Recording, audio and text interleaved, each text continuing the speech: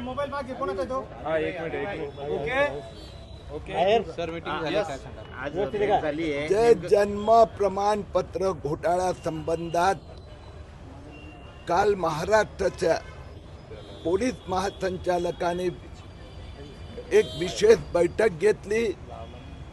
त्यात 28 जे गुन्हे दाखल झाले आहेत त्याचे तपास अधिकारी उपस्थित होते. त्याच पार्श्वभूमीवर आज मी जिल्हाधिकारी, येथील अधिकारी तसंच पोलीस आयुक्त यांच्यासोबत विस्तृत चर्चा. इथे जे जिल्हाधिकारी कार्यालयात वेगवेगळे अधिकारी आले होते, यात संभाजीनगर शहरात 200हून अधिकचा असे अर्ज आहे की ज्यात आधार कार्डात एक जन्मतारीख आहे आणि इथला SDM उपविभागीय अधिकारी त्यांनी त्यांना जे जन्म प्रमाणपत्र देण्याचा आदेश दिलाय ती वेगळीच जन्मतारीख आहे. ही खूप गंभीर बाब आहे. मी जिल्हाधिकारी आणि पोलीस अधिकाऱ्यांना आग्रह केला आहे की इथला SDO ची पहिली चौकशी व्हायला हवी की तो कागद पुरावा आधार कार्ड आहे, फक्त आधार कार्ड, त्याच्यावर जन्मतारीख 2 मार्च 93 आणि अर्जदाराने जन्मतारीख मागितली समजा 4 जुलै 94 तर त्याचे आदेश दिले आहेत.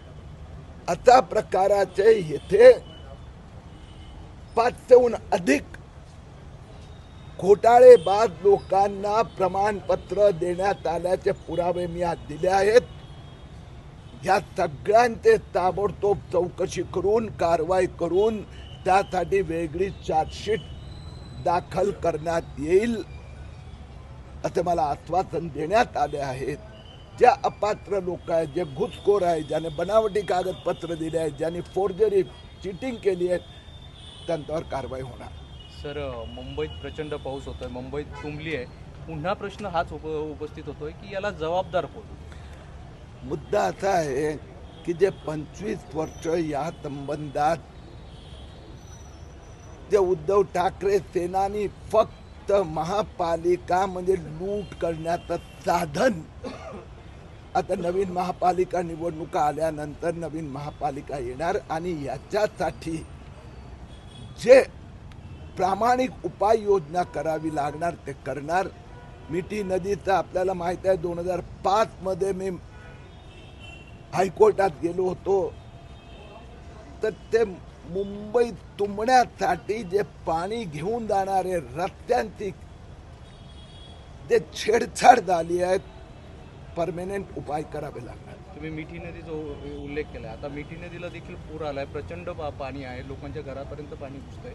या सगळ्या गोष्टीला जबाबदार कोण? मिठी नदीचं प्रकरण मी आपल्याला एका वाक्यात सांगितलं की ज्यांनी महापालिकेत 25 वर्ष उद्धव ठाकरे सेनेनी मुंबईला फक्त लूटण्याचं साधन मानलं होतं. मिठी नदी एक उदाहरण मी दिलं. तर परमनंट उपाययोजना करावी लागणार.